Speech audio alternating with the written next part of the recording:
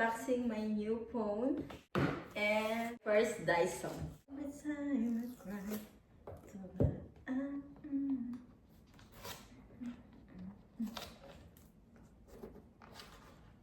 Wow.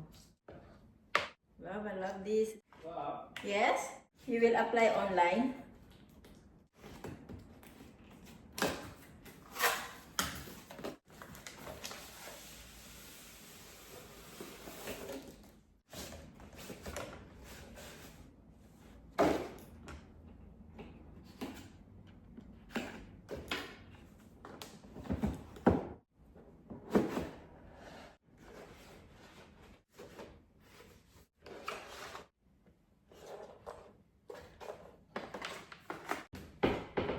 One thing.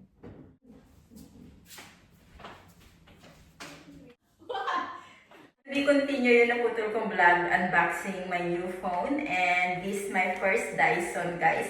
Review about this kasi pinagpipilian ko ito o yung Airwrap. Medyo na-disappoint lang ako, hindi ko siya masyadong nagustuhan kasi kapag i-straight mo yung hair mo neto, hindi siya ganong kaganda, lalo na yung mahirap siyang i-straight yung dito sa pinakatuktok niya. But okay naman siya, okay naman, maganda dito ang nagustuhan ko kasi pwede mong i-blower yung hair mo kahit wet siya. Ayun nga lang, sobrang ingay, maingay talaga siya. Actually, sa bagay, blower nga siya na may straight na din, kaya maingay naman talaga ang blower. Pansin ko lang parang mas maingay ito sa mga normal na blower. But overall, okay naman din siya guys kung gusto mo lang ano yung hair mo. Pero hindi siya ganun ka ganda. Medyo matagal din, hindi din siya masyadong madali. Siguro iba-iba lang, hindi ko pa siya masyadong gamay. I-try ko sa inyo guys ha. So ganito siya. Kapag i-blower mo lang yung hair mo, then pwede siyang heat and cold.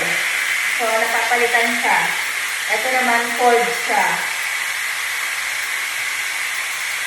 Kapag i-straight mo naman yung hair mo, bubuksan mo siyang ganito. Nakabukas na siya.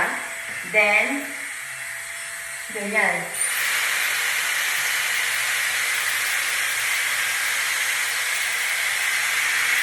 Ayan.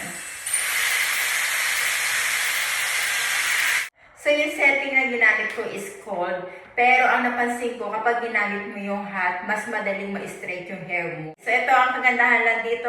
Pwede mong i-blower and at the same time, i-straight yung hair mo kapag wet siya. So, ayun yung pinaka-purpose talaga nito, guys. Pakita ko sa inyo ng malapitan yung Dyson na binili natin. So, ganyan siya. Then, andito yung mga button. Meron diyang cold power. Kung gaano kalakas yung gusto mo. Ayan, so ganyan ang itsura niya guys. Bumili din pala ako ng Casetify na magnet for sa likod. Ayan ang aking phone. Para kapag ako is nagbablog, tapos dito mo ilalagay yung phone mo. Pwede mong idikit. Ayan yung gamit ko kanina habang dine-demonstrate ko sa inyo yung Dyson na nabili natin. So, nandito yung phone ko, guys. So, gamit ko ngayon na pag-peel. Etong nakikita nyo, yung nakasuot ako ng orange is from my new phone na iPhone 17. Of course, pakita ko din sa inyo, may bago din akong casing, di ba? Napaka-pretty. Personalize siya, meron na siyang mirror. And may selfie aids dito na nakalagay. From Casetify, guys. Siyempre, bago yung phone, kailangan may bago din tayong case. First time ko din gumamit ng Casetify. Medyo heavy lang siya dahil nga siguro dahil sa mirror. But overall, nagustuhan ko yung casing, lalo-lalo na yung mirror, di ba? Every time na titingin ka na lang ng ganun, di ba? Kung mayroon ka bang something sa face mo, ganyan. And I like the personalized selfie aids. Selfie lang pala, walang aids. Selfie lang. And guys, ginawa ko tong video na to hindi para magmayabang na may bago akong phone or may ganito ako guys. Ito po is for my hard work. Katas ko to ng Facebook, ng YouTube, so I deserve it. Hindi po ako palagi nagpapalit ng phone ko. Hindi ako nakikisabay sa trending na every year is nagpapalit ng phone. Nagpapalit ako every 2 years or 3 years. Bakit ba ako nagpalit ng phone? Unang-una is masyado nang malaki sa akin yung iPhone Pro Max. So, sabi ko parang gusto ko yung mas maliit na para madaling ilagay sa bag, hawakan, ilagay sa aking bulsa. Lalo-lalo na sa work ko, kailangan ko ng phone. Ayoko na yung masyadong malaki.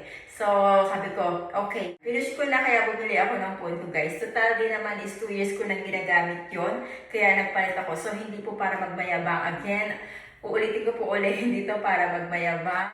So, ito po guys ha, hindi po to galing kay Adam, yung pinabili ko. Ito po is gamit ko yung sarili kong pera. Pinaghirapan ko po yan. So, sasabihin ko lang, nilinawin ko sa inyo, hindi po yung galing kay Adam. Kasi sabihin nyo naman, ang gold digger ka talaga, ganyan, nagpabili ka, nagpinto, ganyan. So, hindi po. For me naman, wala namang masama kung si Adam yung bibili nun para sa akin. May kanya-kanya tayong sitwasyon. So, I'm not against sa mga partner na ini-spoil yung kanilang partner or wife. Actually, they're very blessed and lucky na may partner sila na very supportive sa kanilang mga gusto. Actually, si Adam nag-offer naman siya sa akin na siya bibili, pero sabi ko hindi. Ako bibili niya kasi ako talaga yung nag-decide na pumunta doon. Sabi ko gusto kong bumili ng phone, pero hindi ako nagpabili sa kanya. So gusto ko gamit yung sarili kong pera. Kung hindi, sarili kong pera yung gagamitin ko. Anyway, that's my vlog for today, unboxing time, and thank you for watching everyone.